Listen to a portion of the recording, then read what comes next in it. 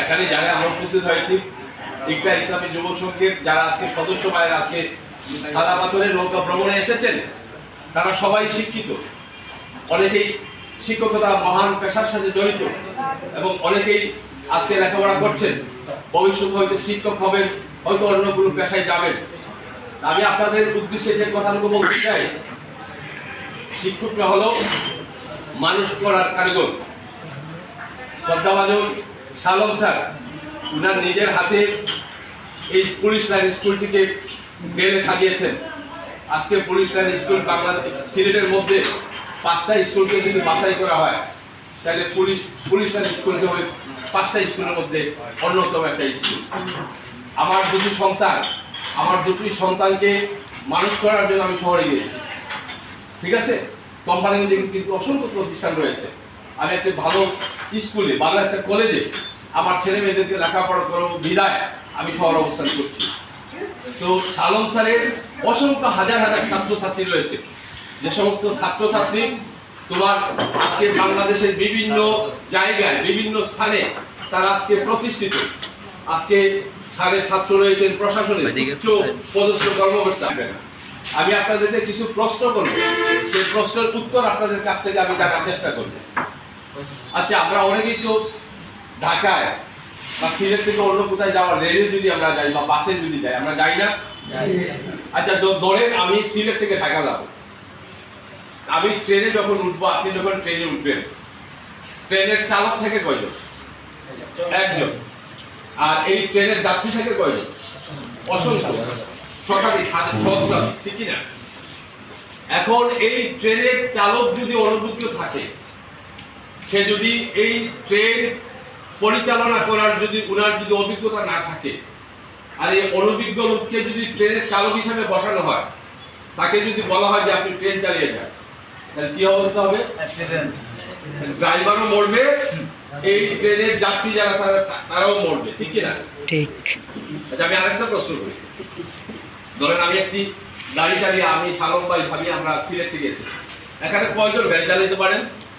একজন। কেউ ড্রাইভিং করতে পারেন? পারেন কেউ? কেউ যায়।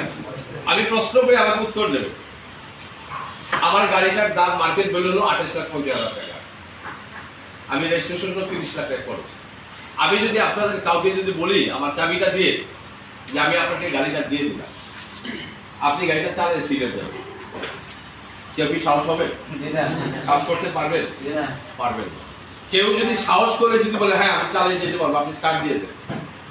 কেউ সাহস করে যদি এসে আমার এই চালকের আসলে যদি বসে আমি স্টার্ট দিয়ে দিলাম, সে যদি চালিয়ে যেতে চায়, কি অবস্থা হবে? মারা যাবে, ঠিক না? আচ্ছা, আমরা এখানে সবাই শিক্ষিত, সচেতন, আমাদের উপর দেশ এবং জাতীয় যারা ডাক্তার, ধরেন ভাবি, আপনারা জানেন ভাবে অসুস্থ ছিল, ভাবিকে নিয়ে ইন্ডিয়ায় চিকিৎসা করানো হয়। আপনারা অনেকেই জানেন যে ভাবির লিভার কাটা হয়েছে, ঠিক আছে না? যে ডাক্তার ভাবির চিকিৎসা করিয়েছে, ছুরি ব্যবহার করা হয়েছে না? একবারে ধারালো ছুরি কিন্তু দিয়ে ওনার কেটে, ওনার আপনার যে লিভার ছিল, লিভার একটু কেটে আরেকটা নতুন লিভার। ডাক্তারের কাছে যে ধারালো ছুরিটা ছিল, এই ধারালো ছুরিটা যদি আমি একজন ডাকাত বা সন্ত্রাসীর হাতে যদি দেই, কি অবস্থা হবে? আপনার আমার প্রশ্ন উত্তর দেবে। ডাক্তারের হাতে যে ধারালো ছুরি ছিল, এই ছুরি দিয়ে ভাবিকে অপারেশন করে সুস্থ করেছেন।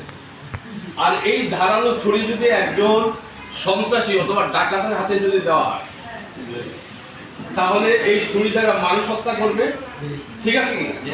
ছুরি কিন্তু একটা, এটা হলো ব্যবহারের শুধু পার্থক্য।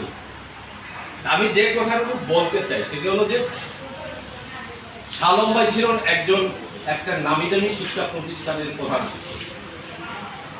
উনার মর্যাদা ছিল প্রথম শ্রেণীর কর্মকর্তা। একজন প্রথম শ্রেণীর কর্মকর্তা হিসাবে উনি রিটায়ার করেছেন। ইউনিয়ন পরিষদের চেয়ারম্যানের মর্যাদা বাংলাদেশের সাংবিধানিক অনুযায়ী এই ইংরেজিতে বলে ওয়ারেন্ট অফ প্রেসিডেন্ট, এর মর্যাদা হলো প্রথম শ্রেণী। এখন আমি যদি এখানে অনেকদিন আমি প্রশ্ন করি, এখানে হাই স্কুলে শিক্ষকতা করে কয়জন? হাত তুলে দেখাবেন। হাই স্কুলে কেউ শিক্ষকতা করেছে? আচ্ছা, পালা 3 4জন। প্রাইমারি স্কুলে শিক্ষকতা করেছে কয়জন? Primary school. ইউনিভার্সিটিতে শিক্ষকতা করেন এবং কেউ আছেন? না। আচ্ছা, যিনি প্রাইমারি স্কুলে শিক্ষকতা করেন উনাকে যদি, উনি কিন্তু প্রাইমারি স্কুলে যিনি শিক্ষকতা করেন উনি শিক্ষক, যিনি হাই স্কুলে শিক্ষকতা করেন উনি শিক্ষক, যিনি ইউনিভার্সিটিতে শিক্ষকতা করেন উনি কিন্তু শিক্ষক, ঠিক কি না? ভাষা বলতে যদি হাই স্কুলে যদি দেওয়া হয় যে আপনি হাই স্কুলে ইংরেজি ক্লাস করেন বা ম্যাথের ক্লাস করেন, যদি প্রাইমারি স্কুলের শিক্ষক যদি এই শিক্ষাগত যোগ্যতা সে অর্জন করে থাকে, অনার্স বা বিএসসি বা মাস্টার্স করে থাকে এই সাবজেক্টে, তাইলে হয়তো পড়াতে পারবে। আর যদি সে নর্মালি ইন্টার বা ডিগ্রি পাস করে থাকে, তাকে যদি হাই স্কুলের ইংরেজি বা ম্যাথের বা কেমিস্ট্রি বা বায়োলজি ফিজিক্সের যদি ক্লাস করতে দেওয়া হয়, উনি কি পারবেন? উনি পারবেন? পারবেন। একজন হাই স্কুলের শিক্ষক, তাকে যদি কলেজের ক্লাস করার জন্য যদি বলা হয়, উনি কি হাই স্কুলের টিচার কি কলেজের ক্লাস নিতে পারবে? পারবে না। একজন হাই স্কুলের শিক্ষককে যদি আপনি একটা ইউনিভার্সিটিতে ঢুকায় যদি বলেন আপনাকে আজকে থেকে ইউনিভার্সিটির শিক্ষক বানিয়ে দিলাম, আপনি